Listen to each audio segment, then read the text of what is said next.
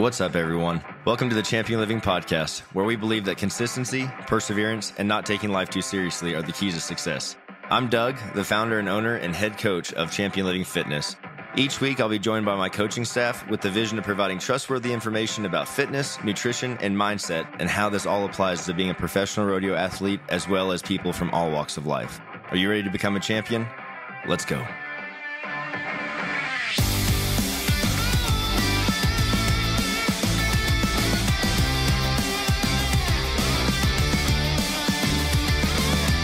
Well, first, we missed the first half of that convo, and that is Apple and Spotify have changed how they do podcast viewership, essentially, or downloads and numbers. And so the entire podcast world has seen anywhere from a 16 to a 40% decrease in listening to each of their episodes, which is wild when it comes to being able to track what's actually happening. And I hope most podcasters are like us, but we look at the episodes that you guys like. We're going back and looking at the topics and saying, okay, people listen to this one. Let's bring them more of that. They obviously want to hear more information about that.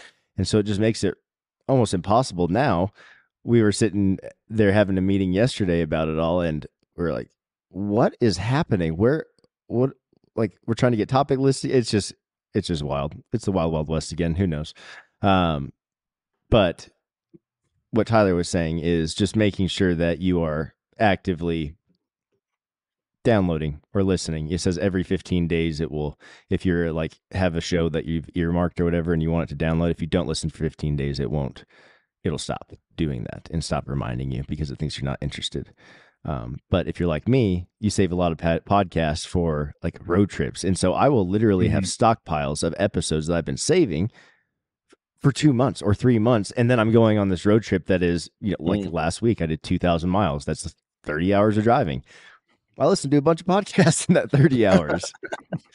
So, it is what it is. But yeah, you can do us a huge favor by continuing to download the most recent episodes. Even if you just listen to a second or two, I don't know. We should find the workaround there. It's like, even if you want to save it, just listen to a couple seconds of it. Don't listen to us. Go back to every single episode. Just click it. No. Click it. Just click it and exit. Yeah. Can we talk about Power Pro real quick? Dude, I was literally just going to do that because I just put some on. I feel so good. So, you just got yours. Well, yeah, I did, and so I've been. Logan, I've been telling that you had it the whole time. he got me so mad. He got me mad at you because he was like, "Logan has I gave it to you in Washington at that school, and then I forgot we decided not to because I would see Paul before you. And all in my mind, I'm like, Logan has it. Logan has your Power Pro. I don't know, bro. And then I went in my truck randomly at the school, and I opened it, and I was like, I have it. It's my fault. That's so funny. Yeah, no, I definitely don't have it, but I've been using it. Like I'm about out of that bottle. I'm about to get another bottle because that stuff is magic. So yesterday I've been thinking for a couple of days. I'm like, I need to get back into doing some of the Olympic lifts, like, see if I still, want to continue down that path of competing and stuff. It'd been a long time since I'd, done any of it, just because of the wild fall that we had last year with clinics and stuff. And, so I go to a Cal Strength program. I try to remember my previous maxes and stuff and went off the percentages, and the snatches were okay, but like I didn't probably do near enough movement prep, and like because each one I really had to hammer, like my hip mobility was lacking until about the last set, and so I was like, okay, like that was probably not very good. I shouldn't have done that. And then I go to the cleans. I'm like, okay, the cleans feel great. And then we had 2 rep max front squat, and then 80, but they recommended like 85% or something like that for your 2 rep max. And I don't know what I was thinking, but I was like, I'm pretty sure I've front squatted 300 pounds before, which is probably not true. I don't think that's the real number because, bro, that's a front squat.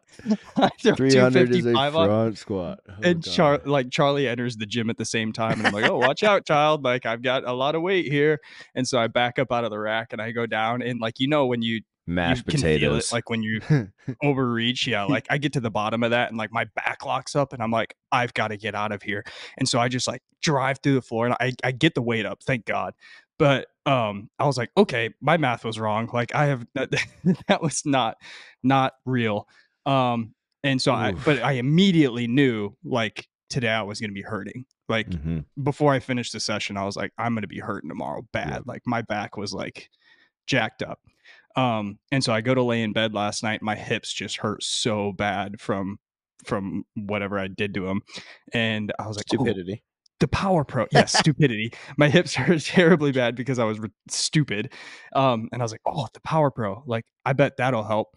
So I take a dropper under the tongue of the Power Pro right before bed. Wake up this morning. I'm not even sore. Nothing at all. How'd you sleep? Great. Like 7.5 hours on the dot. Woke up before my alarm. Yeah. What did it say for REM? It was about the same as what I usually get. Like on a good day, I think it was like an hour and a half of REM and then like 30 minutes of deep. That's about where I typically stand to on a good night's sleep is where I get. So but yeah, like not sore at all today. So I was pleasantly surprised, but very glad. Glad that it worked. Can we just pause for a second? This winter I did front squats every week trying to get better, and I got to where I could do like, I think the most I ever put on the bar was like 225, and I was getting like 5 reps. So the fact that you haven't done that in a minute and you just threw 255 on and took it for a ride really pisses me off. If we're honest, his mobility is way better. It makes me so mad. I'm not doing it again today. I tried so hard. Those were one of those exercises that I loathed. But then, like when I was done, I was like, "Yes, I'm getting stronger." You know what I'm saying? Like I nobody just walks to the gym and is like, "I think I want a front squat today." You know, well, like, front squat is so much about mobility. That movement, like you can be as strong as you want, but if you cannot get in the proper front rack position, you ain't lifting heavy your weight. front rack's off even a little bit. No, you won't. And so that's all about being able to stay vertical and your lats being mobile and your elbows, Logan. You literally, like not surprising. It's just badass that you can front squat 225 with that, you know? Yeah. I have to do the arm cross. I have to do the arm cross thing because I just haven't got to. I saw some videos the other day about some elbow mobility stuff to like straps, and I did straps, and I think if I would have started holding straps right, like and would have started at lighter weight, I found that after I'd been at SIU for a couple weeks, I saw a guy do that, and then I wanted to throw it in. And at that point in time, I was at like maybe 175 or 180 on my front squat. And I think if I would have backed it up at that point in time, gone back to like 135 and worked through it, it really bugged my elbow holding onto the strap. It was like way different. And at that point in time, I had already been going for 4 or 5 weeks crossing my arms, and I was like, no. Can you even get your wrists like that?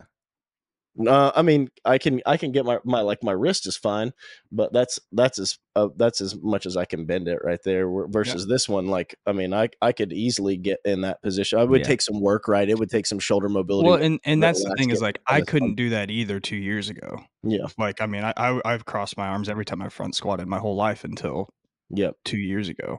There's some work I could do on this thing to get it better. Probably. I mean, I've seen some guys that. And I tried really hard when I was rodeoing. I mean, I was getting dry needled. I was scraping. I was doing all the things, working on trying to get my range of motion. Because, I mean, having an elbow that doesn't go straight, an arm that doesn't go straight, Did you ever look at prehab guys' elbow? No, I hadn't. Dude, messed with. You should check them out because they are jam up. They are like really, really good, and they take you from zero to fully back to active. And the thing, I mean, as you know, dude, long injuries that have been around that long, it's just going to take a double long time to even see any kind of sign of reversing it if it can. But I like talking about this little subject because we just heard about 3 different ways of front squatting based off of where we are as people, right? Everybody's different and everyone can do exercises, but they just might look different. Or maybe an exercise doesn't have a purpose for you because in old injury, you know, it does bug it so much, whatever it is. There's other ways we can get it. Like if you can't barbell front squat, well, you can sure dumbbell front squat, you know, you can goblet squat. There's other ways to load a squat that way, right? More than one way to skin a cat. Amen, that's for sure. Dude. Amen. I was listening to a podcast yesterday. You guys are you're gonna laugh. You know, I was so pumped about my 0-turn mower I got last year. Well, I'm even more pumped because I got a leaf and grass collector, and so it's got the big old thing You're with one the of those tubes. guys. Oh yeah. Well, it's awesome because I can mulch all this grass for our. We're doing compost. Yeah, so I just throw it all in there, and it's like perfect. But I was geeking out on this mower yesterday, just getting the perfect lines, doing everything. I'm like, I'm going to be a landscaper by the end of this. But I was listening to, it was a hunting podcast, but it was kind of cool because the guy was an entrepreneur, and he talked way more about entrepreneurial things than he did hunting. He kind of more related to how related to each other, what he learned from each thing, and how he makes him better at both things. But he was talking about being an entrepreneur. There's so many ways to do it. Don't fall into the traps of, one guy made $1 million here. You have to do it his way. He said there's, way more. There's more than one way to skin a cat when it comes to that. And I think that if we just looked at that for so many things in life, man, like everyone gets so wrapped up in it having to be this way, or they get this thing stuck in their head. They see it going one way. White. Yeah. And there's they want all black gray. and white. All we have is gray. But nothing. It's all gray. Yep. There is no black and white. There's only black and white in hindsight. You know what I'm saying? You can look back and you can look back and you can see, yep, that was a wrong turn for sure. But when you're looking at the future and trying to figure out, what move do I make?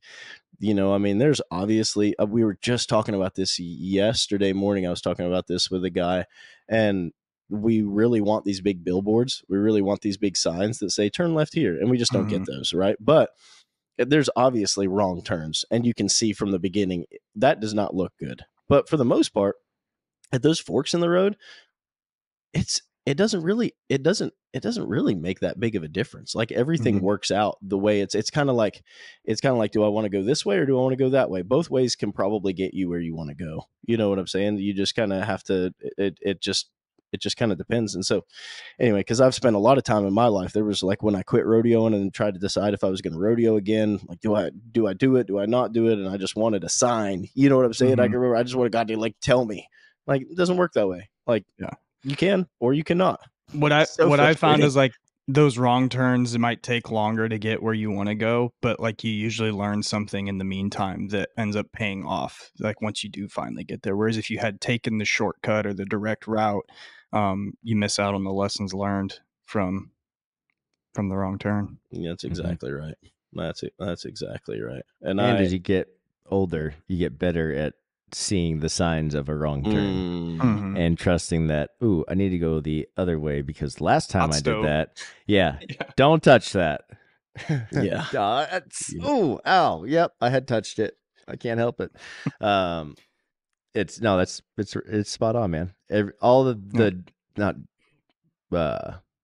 not downfalls. What are my setbacks? They're all learning experiences. Once you can start to look at failure like that, life gets a lot better. Yeah. And if you've made the same mistake over and over and over again and keep getting the same results, all of a sudden now it's not a wrong turn. It's a wrong turn. It's an intentional decision. You know what I'm saying? And like for me, that's been one of the things I've experienced in my like training career over the last 4 years of like ignoring my mobility work. You know what I'm saying? Like, and it always comes back to bite you. Anytime I take a season of life in which I'm not doing like mobility work or not training on it, it always comes back to bite me. I always end up a little like sore here, have this injury there, have something, you know what I'm saying, that like nothing major, and it's just because I'm dumb, like I should know better than to ignore the mobility stuff. But we get in that groove where it's like, it's not sexy. It's not fun. You're sitting there watching the clock, while you're stretching or whatever you're doing. And you're like, I don't get a pump from it. I don't feel bigger. And I just spent an hour and 15 minutes. It's exactly right. You're exactly not carrying right. the boats. That's not carrying the boats. No, that's exactly right. You don't want to take the time to do it. And I have learned, I've been for the last, I don't know, I want to say 8 weeks now. Like I've been very diligent at the end of my workout. Like instead of getting in an extra set of something, if I'm going to run out of time, I just jump ahead and go get the cool down in. And it makes an immense difference, especially now that I'm doing more athletic type movements and doing some like plyometric stuff and some bouncing and, you know, doing some sprints and some stuff like that. It makes all the difference in the world. And it's something that, you know, we always want to skip. Mm-hmm. It's easy to skip. Well, reframing that back to that Cal Strength program that I was going off of yesterday, instead of calling it a cool down, they called it recovery. Mm-hmm. So like in the end of the workout, it's like, okay, now we're in recovery, and like just seeing it from that point of view, it's like, okay, like this is something that I need because I know I need recovery. I hate when humans I see cool down, I'm like, do I need cool down? I hate people so much. Hooks and I have been writing a program. We've been writing a program. You know what we called it at the end? We didn't call it cool down or recovery. We called it the finisher. The finisher. Rodeo athletes look at that. They're like, let's go. Yeah. I'm going to die. And then it's like just a little bit of conditioning, like, you know, 2-3 minutes, maybe 30 on, 30 off. And then it's but then it's a bunch of stretching, you know, and it's like, it's the finisher. I'm like, I'm going to trick them in. It'll at least work for one workout. And then they'll be like, that finisher doesn't mean what I think it means. I'm not doing that. So, anyway, but yeah, what you label it as does matter. That is, it definitely matters. That is it's for so sure. Silly though. It's so silly. Oh, yeah. I hate it. Yeah. Cool down. No. Recovery. Yes. I will do that. Like, what? Just do it. Just do it. Just do it. That's exactly right. That's exactly right. But a little tip, or this is a little hack that I have when I'm doing, especially like hypertrophy work, where we're kind of broken into actual like muscle groups per day, where I'm doing like strictly chest and shoulders. I will superset them with hip lower body mobility, just to make sure that I do them, because I'm way more likely to do them in the middle of my sets or as like a, you know, a recovery from my other exercise. And still, I can get a full hypertrophy pump workout in 45 minutes with just as many mobility exercises attached to those for my lower body, and then I'll flip it. And I do that for clients a lot too, because like, you know, like we don't like to rest in between. So it's like, okay, well, if we're doing upper body today, like let's do lower body mobility instead of like full blown just sitting there and taking all of your rest time. We can do lower body mobility during that time. And I really noticed my sets will get, like you were talking about how you were kind of like finally warmed up by that last set of your snatches. My whole body starts to feel better even by doing the mobility on the reciprocal area of my body. So everything's tied together. And that's the really important thing that I think we miss a lot is, for instance, you've got lower back pain or knee pain or hip pain. There could be a large chance that the source of that pain is not actually where you're feeling it. It is somewhere along the chain that your body's had to compensate for. And I think that just leads us directly to today's topic. Wow, words are getting harder by the moment. We're talking about why mobility is important, why training throughout the season is important, and how mobility can play a huge role in that training throughout the in season. And again, this is going to look different for every rodeo athlete, right? We're going to talk about professional athletes, the guys and girls that are rodeoing full time from here till September, and we're going to talk about amateur, high school, junior high. If you're not on the road full time, if you're not rodeoing 5-6 times a week, you know, what should your mobility look like there? And they're not going to look very, very different, guys. They're going to look very, very similar. Here's the deal. Lots of rodeo gear companies are coming out, but not all are equal. Beastmaster is really setting the bar when it comes to the equipment that is built for durability and designed for success in the arena. You guys can check them out at beastmasterrodeo.com. Use our discount code ChampionLiving24. That's ChampionLiving24. Going to save you a little bit at checkout. Things. Well, what does mobility do for you guys? Like, what are like major factors, major things? I think about mitigating injuries is the first thing I think about. What's the next thing?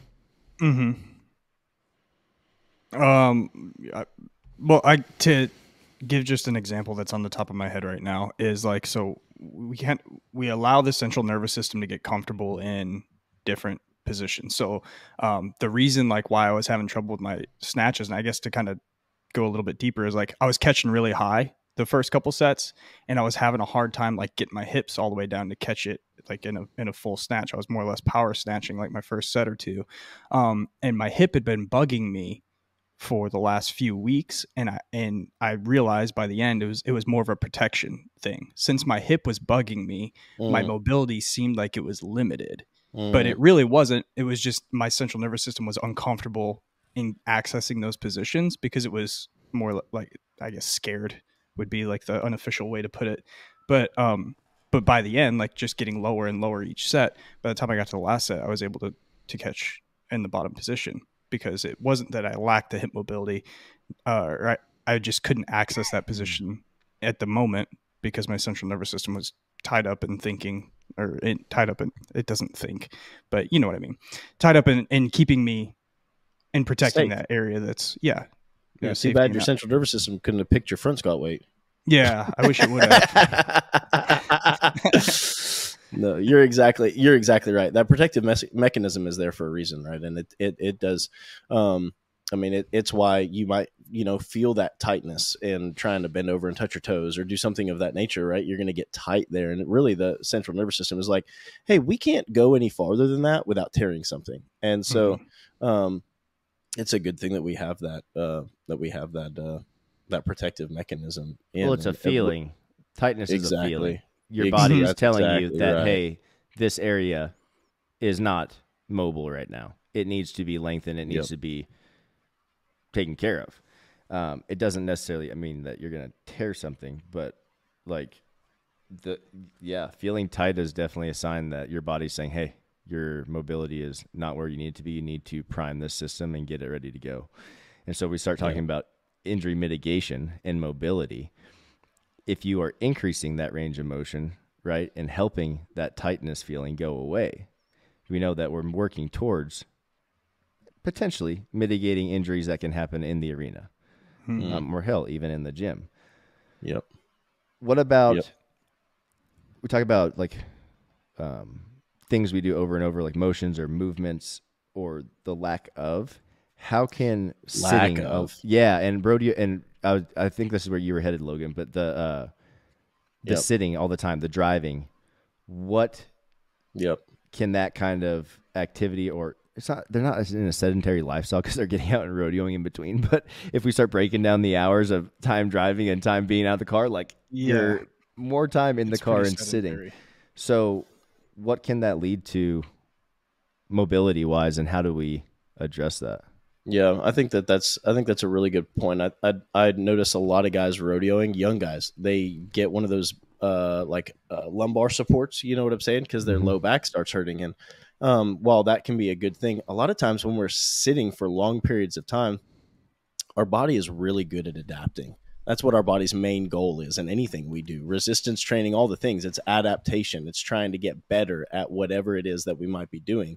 And so when we're sitting for a long period of time or doing anything repetitive, our body is going to try to learn that and grow. And so we think about sitting, you think about your hips being in that position for a long period of time.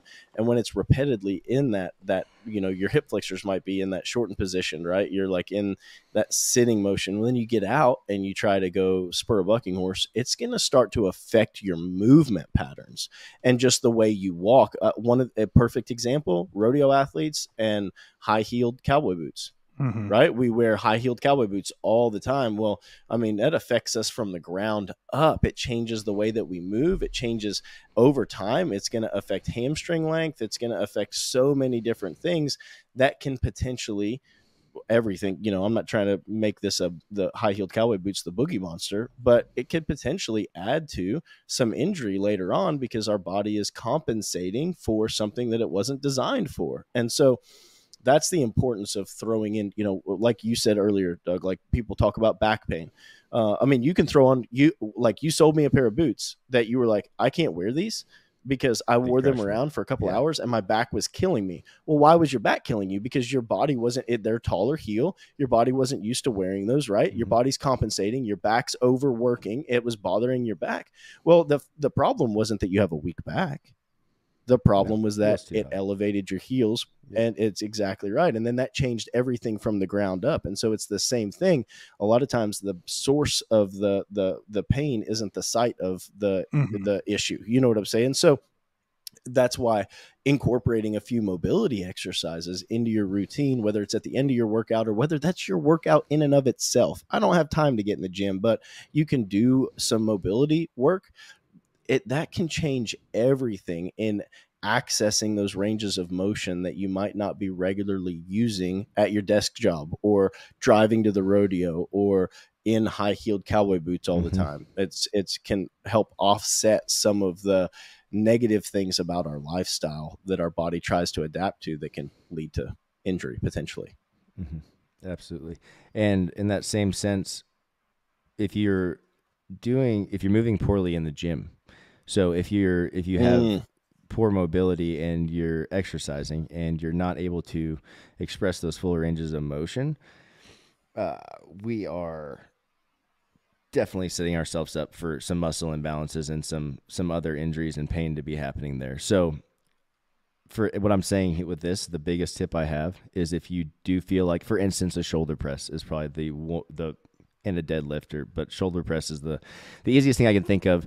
When someone presses and they're telling me that I have pressure or pain in the front of my shoulder, and then you'd ask them to video it from the side, and when they finish, their arm is directly in front of them. They can't get to this in front of them. Yeah, so tons of pressure on those rotator cuffs muscles, and it makes sense. We can't get to that full range of motion, and so you almost have to take a step back and start dialing the weight back, even if it's to nothing, and working on establishing strength in that full range of motion and getting to that position before you're going to see those max benefits of the exercises. And so when it comes to working out, it's our natural tendency to want to go ham and just get into it. But a lot of times, if we just took a step back and said, hey, like, I'm not ready for that movement, I need to work on my shoulder mobility or my hip mobility or whatever it is, you can still get strong in your shoulders and hips and those areas while working on your mobility, but you would get so much more out of it. And it's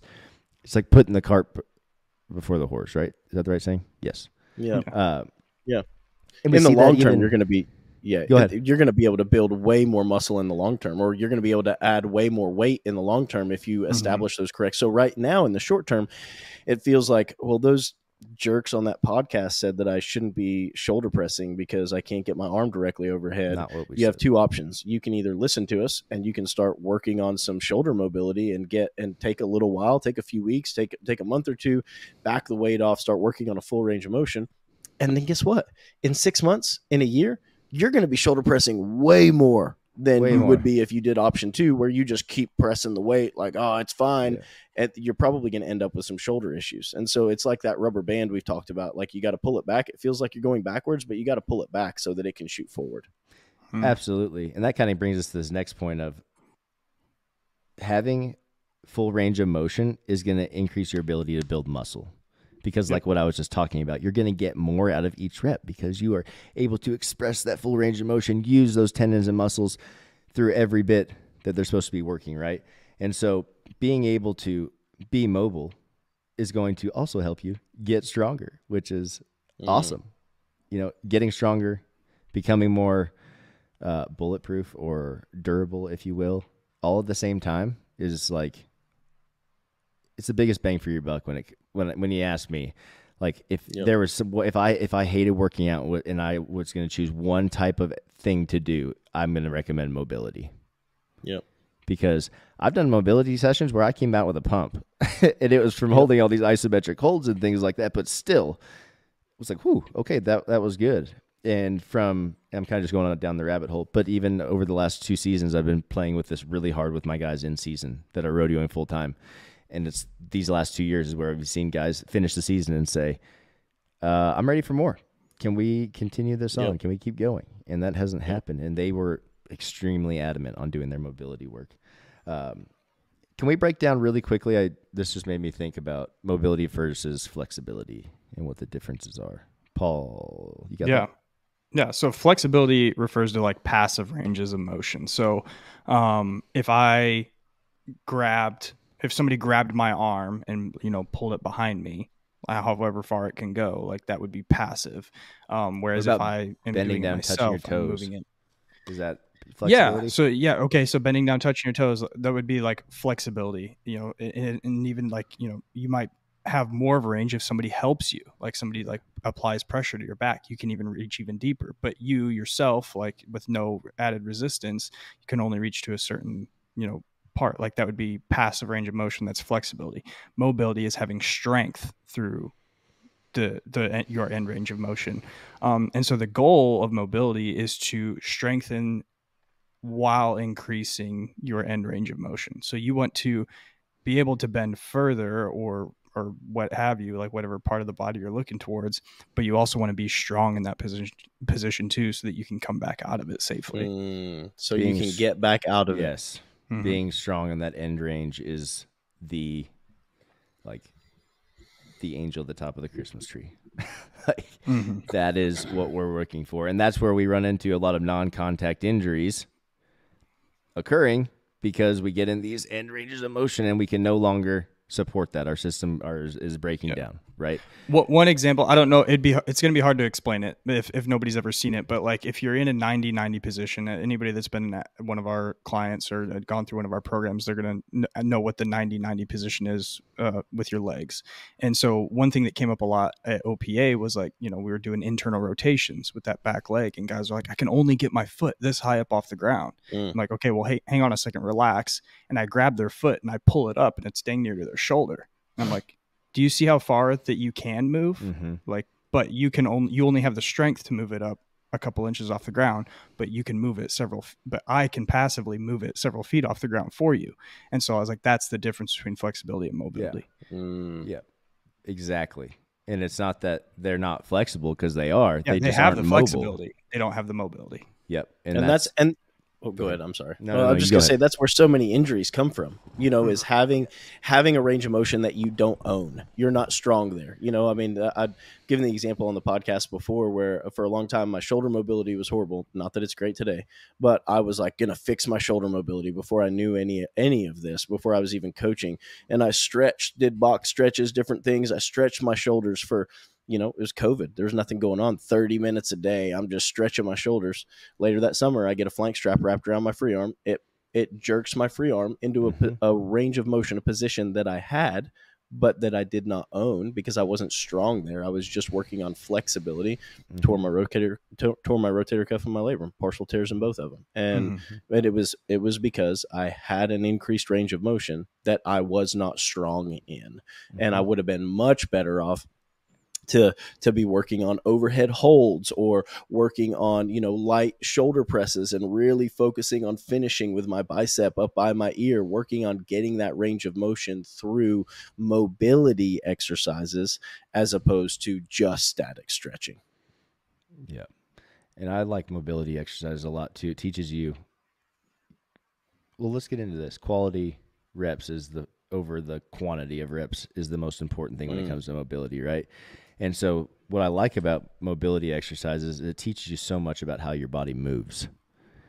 For instance, when you were talking about pressing overhead, Logan, a huge part of pressing overhead and establishing that full range of motion overhead is controlling your pelvis. Because our first instinct is to give through our thoracic, dump that pelvis forward and arch our back, right? Because we think we're getting it further. But if your arm goes straight, but your back is like a spaghetti noodle. Exactly.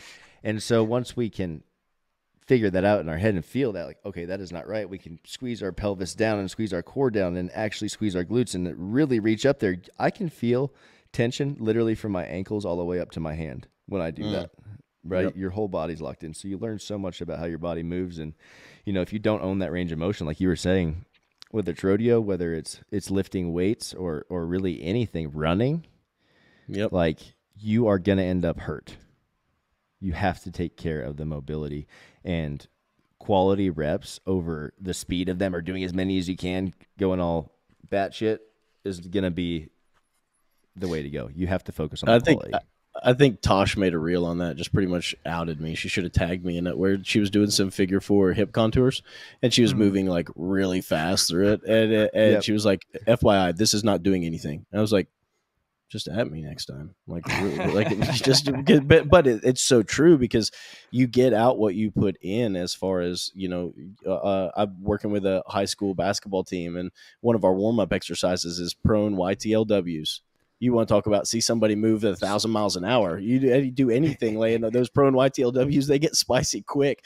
Turns out if you go really fast, they're much easier. Same thing with any kind of mobility exercise. The faster you move through the range of motion, the less work you're really doing. And so it's like, you're not challenging the end range. That's exactly right. You're not challenging that end range of motion. You're not really getting stronger there. And so when you're doing it, I would much rather you do 3 slow, controlled end range of motion reps on any given mobility exercise than I would for you to do 10 reps at 1,000 miles an hour. You're not getting any. We're not learning the same amount of time.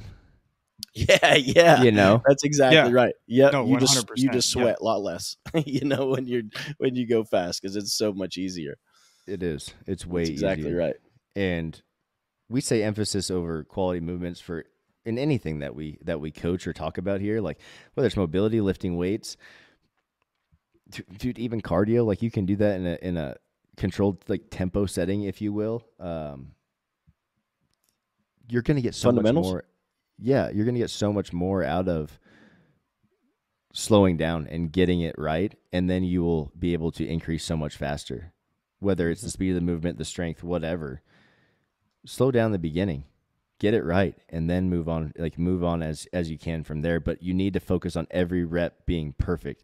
And that's why if you work with us, you know that a lot of our training sessions, we say for quality reps. It doesn't say for speed or for time or anything like that. Yeah, there might be a section or two in there like that. But for the most part, it's about quality reps because we need you to learn how to move and learn how to activate your body and connect your brain to your body, right? While you're in the gym. So when we get to these sport specific things like rope in the dummy or the spur board or the drop barrel or whatever, you're able to take that strength and learn this new skill and do it well, right? Go ahead, Paul. And the perfect example, like how I started this podcast off is like I almost experienced my first training injury yesterday. I don't think I've ever injured myself in the gym in my entire life, which is actually kind of surprising. But yeah, almost did. But had I not been doing mobility, for the however many weeks prior, I probably could. It might have been worse. And so like the whole concept of or the whole point of mobility is like what you just said is the mind, what we often refer to as the mind muscle connection. But at the end of the day, it's priming your central nervous system to be able to do things that it hasn't been able to do before. Yeah. And you have to build, when we start getting into these tasks that are like 1%er tasks, if you will, like a heavy lift or riding bucking horses or becoming a world champion or whatever, you have to be well-rounded in everything. You have to hold the whole foundation. For instance, if you are an Olympic weightlifter and you want your snatch to go up, you don't just snatch all the time, right? You're working on your posterior chain strength. You're working on your shoulder stability, your shoulder mobility. So meaning you might be doing snatch, grip, overhead, holds, because we're going to hold that and we're going to keep building and building and building. And you're going to do hang snatches and low hang snatches and all these variations. You're going to do snatch pulls at 120%. Yes, you're going to build everything up, this whole system, just to get that 1 pound better at the lift, right?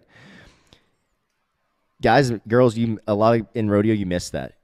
You don't get it. That you want to get 1% better, you have to do everything 100% better. You have to continue just to work on everything. It's all connected together. And if something's not going right, you're missing a piece of the puzzle. Like I had CrossFit athletes when I was training for the games. So we had athletes come to our gym all the time to get training and coaching because CrossFit back then was the Wild Wild West. And all they did was run your heart out and lift as heavy as you freaking can, right? And what we saw was tons of injuries. Lots of talented athletes not being able to do what they do and having to overtraining syndrome was huge. It was wild, but it takes months to bounce back from that. So we had a lot of guys, girls showing up to the gym that were, in these essentially like deficit holes with their body, needing a lot of recovery. And dude, we did less work than they were accustomed to by a lot volume wise, but we were way more strategic about their accessory work with their Olympic volume and their conditioning. Their performances skyrocketed, and all they had to trust was doing less in their how it made them feel, right? They felt like they were doing less in the beginning. It was kind of hard for them to trust, but once they could trust that, dude, they went to the moon. Like they were unstoppable. And that's the hardest thing here is trusting that you're doing the right things. And a lot of times when we feel like we're doing everything we can, we're doing way too fucking much. We have to sit back and look at the big picture. And that's where a coach comes into play, y'all. That's where you got to get someone to help you out. Be the second set of eyes for you, that something you're missing. You are so focused on your one goal, you can't see anything else because the blinders are on, and that's okay because that's your job if you're a professional athlete. But your coaches, your team, your support system, that's who you're going to need to help you kind of keep you on the path, right? That's because at this point, it's almost an unhealthy obsession when we're athletes at that level, when we have a goal and a dream that big. So you have to have people to keep you in check, and a coach is the best way to do that. Logan and I announced that, I think all of us kind of did, but the CNFR prep, right? The quick prep course. And I had one kid sign up, which I love it, worth it. But his biggest thing was he knew how to work out. He knew how to hold himself accountable, but he wanted a different outlook. He wanted my opinion on things. He wanted to bounce ideas off me. And so for the last 8 weeks, we've been doing that. And he's probably hit 2 to 3 workouts a week. And he's a full-time electrician as well when he's not in college. So like he's a busy guy, but still hitting it. And like he called me after a day of work. I'm beat. Like I'm going to the gym, but I don't feel like it's going to be very good. I'm like, okay, well, what'd your day look like? What'd you eat? Nutrition wasn't that great. Drank enough water. How'd you sleep the night before? I got 5 hours sleep. Okay, so what if we go home and do just a little bit of mobility, eat some good food, and get some 8 hours of sleep? And then tomorrow you can go hit that workout and you're going to feel great. He did not want to. He did not want to at all, bro. He was like, like I got 4 weeks till the scene. I'm like, yeah, that's cool, bro. But yeah, like, where are we at here on stressors? Stressors are way high throughout the day. You want to go add another one, and then and we still can't fill that recovery bucket because you just added another stressor and wasted more time. Like, no, be smart. And so getting him out of that mindset of having to, I got to go work out Monday through Wednesday, and this is it, and then I have to do this and then that, and it's like, bro, this is where a coach helps. This is where having that second set of eyes helps. And I've never been there per se. Like, I never went to the college finals, but damn, dude, we have a lot of experience on the road and dealing with guys that have won multiple world titles. We can tell you what's better for you usually, if you. Well, and sometimes like even if you know better, like if you're the one you competing, need to be told, just like Logan. You need, Well, coaches are the worst about it. Exactly. Like I think I've told this story on here before, but like the week before I did compete in Olympic weightlifting, like I couldn't move the bar and I was panicking. Like, but since I had a coach and like, if it was up to me, I would have kept trying to max every single day up until the competition day. Like, because I would have been so frustrated and be like, I have to make sure I can get it. And I talked to my coach and I told him what was going on and like how recovery had been low and everything. He said, take the week off. Yeah. He said, don't touch the bar leading up to the competition. And I panicked, but I PR'd at the competition. So like, trust the process. Even though I know, like if I was detached from my own situation and looking at it from the outside, I would have probably given myself the same advice. But when you are the one competing and everything's hinging on you, you kind of see things a little bit clouded. It's a skewed perspective for sure. Yeah.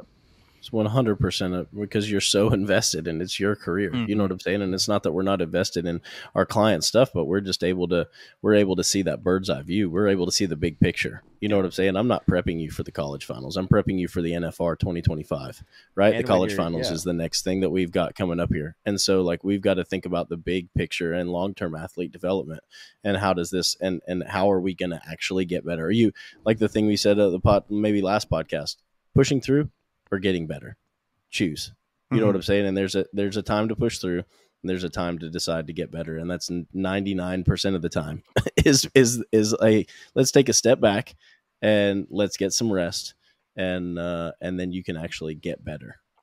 Hui has the best gear because it's tough, it's durable, it withstands the test of what we put it through, and that is why I am a big supporter of Hui brands. Guys, from hats, apparel, whatever you need, they've got you covered. They are the perfect blend of rodeo style and athletic performance. You can check them out at huibrands.com. Use our discount code ChampionLiving, all one word, is going to save you a little bit at checkout. just released our Mobility Anywhere plan on the Champion Living Fitness app. You guys can download that for free in the Google Play Store or Apple App Store. And we have made the first week of every program free. So you guys can get a taste of what we've got out there, what our coaching is like. This Mobility Anywhere program is badass. I love it because you can, like I said, you can do it anywhere. If you have a resistance band, you can use it. If not, there are definitely substitutes that you can do for that. But this is all focused on increasing that range of motion, really kind of fighting that fatigue that's going to happen on the road. And, we talked about, I don't remember which episode it wasn't long ago, but about the residuals of training, right? I've got some things plugged into these programs that you're going to do with body weight that will just kind of help remind your body that, hey, we have trained strength, we have trained power, we need to maintain this for these next 12 weeks here. But check it out. Full demo videos. We've really been going all out on trying to update everything, trying to get you guys more value, and really our main focus has been on this app lately. And so these demo videos, some of them will just be movements, but for the most part, as of now, they should be getting changed to more of us actually describing and coaching you through each movement. Y'all can track your progress on the app. It's awesome. It's a really cool resource for you. And again, if you don't know the difference, I've had clients like, are we switching to the Champion Living app? And they're two different avenues for us guys. And really quickly, just to break it down, the Champion Living Fitness app is an introduction into what we do. If you don't know us, you don't want to make the investment in individualized coaching quite yet, go see how we coach. Go see what our workouts are set up like. If you financially can't afford it, it's $19 a month. Some of these plans are $9 a month. They're shorter, but it's made to be affordable, give everyone the access to any kind of event-specific training that they need, because we all sat down, and the reason we started this app is because in high school and college, we all knew we needed to work out. We had no idea what we needed to do when it came to working out. This is that answer. This will tell you exactly what you need to do for your event. It'll give you a good start. And I've been wanting to say this forever. If you're going to go to a school, like if you're starting Rough Stock and you're going to a school this summer, start working out. Pick the 101 event, whatever it is, bareback, saddle bronc, bull riding in this app, and start doing that. And you are going to get so much more out of your school. I guarantee 100%. it. I will put all the money on it that you spend on the app right now. Yeah. If you go to school and do all those workouts and don't get the most out of the school, call me. I've gotten numerous messages on Instagram of exactly that happening. Guys either like they had been on a couple bulls or a couple horses, or they were going to a school for their first time and they started with the app and they're like, I cannot believe how good I feel and how fast I excelled before it was like I was beating my head against the wall. So it works. It works. And again, the mobility program, if you're on the road, and even if you're not rodeoing, if you're just traveling, work, whatever, you drive a truck, like this is it. Do this. Right now, I believe there are, I forgot how many weeks I had up there. I think it's 8 weeks I have up there. But I'm going to be, every 6 months, I'm going to be adding to it. So we'll be adding new workouts, new weeks to it. So it'll continue to go on. Yeah. What else? Well, that's pretty much it about the app. I've been getting a bunch of feedback. Lots of good referrals. Yeah. I've been getting a bunch of feedback from people about that mobility program, especially, that are like, dude, I sweat way more during these mobility workouts than I do during my normal workouts. They're loving it. So it's definitely a great, no matter what you're doing. The mobility thing is, hey, like I'm interested in the 101 program, bareback 101, but I really like my own workouts. Cool. Keep after it. I'm glad you're working out, doing your thing. Just add the mobility stuff in. Like it's a great add-in that you could do on rest days or, after your workouts. Like it would be a great add-in, something to supplement the workouts that you're doing. And it's a crucial part of being a well-rounded athlete, like Doug said. Absolutely. And another plug is, I was talking to an athlete in Grand Junction, and he was saying that throughout the week, his day is filled with build and fence, manual labor, but he still wants to be working on something. And I told him that mobility program is like the perfect plug to what you are already doing. If you are doing manual labor, construction, build and fence, cowboy work, busting your ass throughout the day. And I was going to make a post about this, but I forgot what day it was. I was building fence in my Whoop. I had like a 20 strain. I hadn't had that since I was working out 5 times a day. And I looked at that and I said, dude, if any guy, or even female for that fact, was doing work like this daily and really dialed in their nutrition and did mobility for 10 to 15 minutes a day, they would be an absolute freak. Like an absolute unit, dude.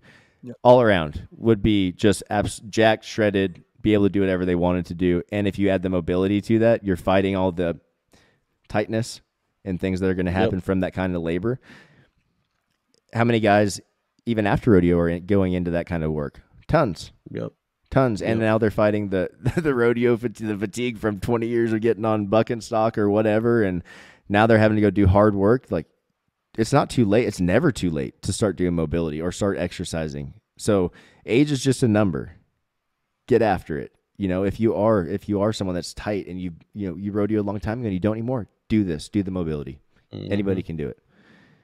Right? And if you have any questions, holler at us. We'd love to answer them. Last shout out, Rodeo Now app. I've been messing around with it a lot. Then I have a lot of guys send me their videos and breaking them down, and I've been screen recording the slow-mo on it just because it's easier than me having to drag my finger on the on your camera, on your photo thing. And it's been awesome just being able to slow it down, and then I can actually talk through it with them. So anyone listening, if you're a rodeo athlete, fan, stock contractor, download the Rodeo Now app. It's free to download.